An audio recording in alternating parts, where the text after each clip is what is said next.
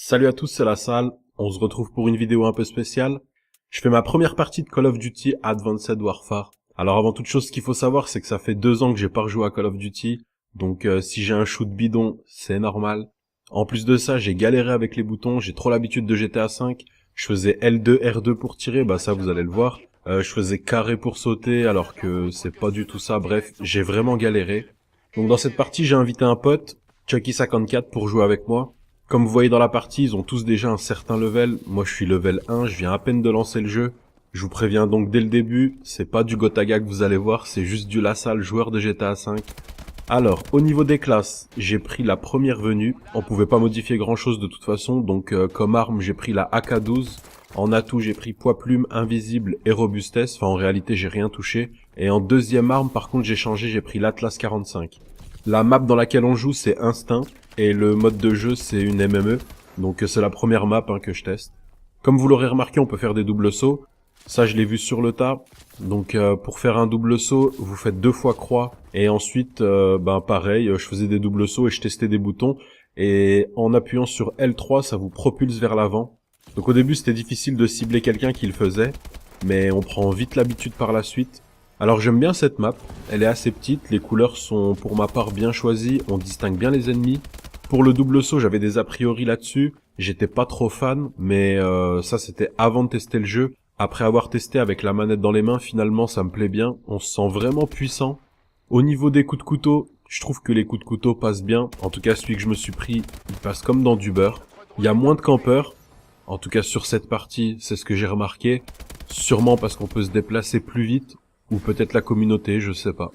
Par rapport à Call of Duty Ghost, on meurt moins facilement, en tout cas ça c'est mon ressenti sur ma première partie. Quand on vise quelqu'un, on entend bien le bruit des balles sur la personne, donc ça aussi je suis plutôt fan. La sensibilité je l'ai pas touchée, donc va vraiment falloir que je règle ça, parce que là on a l'impression que je cherche désespérément ma cible à chaque fois que je vise quelqu'un.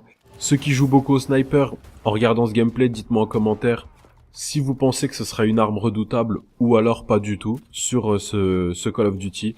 Quand je vois la vitesse à laquelle on se déplace, j'ai un doute, mais je laisse les experts donner leur avis. Le jeu est très fluide, je me demande si c'est dû au fait qu'on soit sur PS4 ou alors si c'est le jeu en lui-même qui est comme ça. Les graphismes sont assez jolis, mais c'est encore une fois normal, on est sur une next-gen donc on devrait même pas se poser la question si les graphismes devraient être bien ou non. Ils devraient naturellement tous l'être.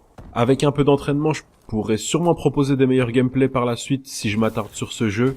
En plus, quand je vois les killcams des gens, je vois des armes qui m'ont l'air pas mal. Je testerai tout ça quand j'aurai pris quelques levels. Alors j'ai choisi un mec comme perso, mais on peut aussi prendre une femme.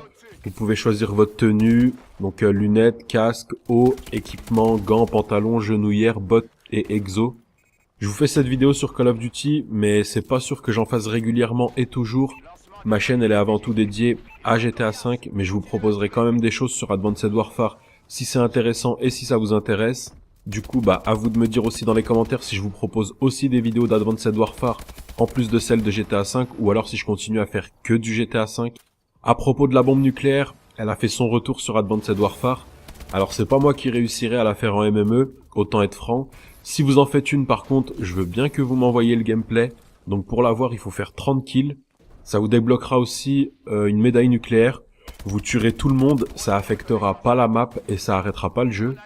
Si vous faites des kills avec vos séries de points, je crois que ça compte aussi pour la bombe nucléaire, qui s'appelle ici la DNA bombe.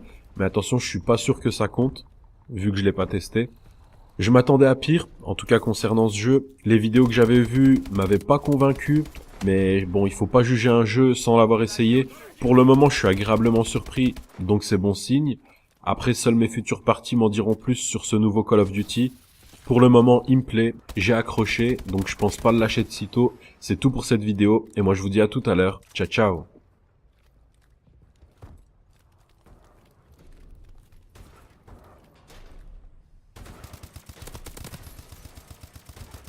Drone prêt.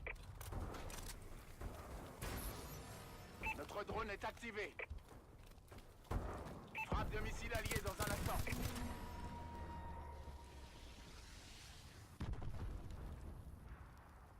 Beau travail, Sentinelle.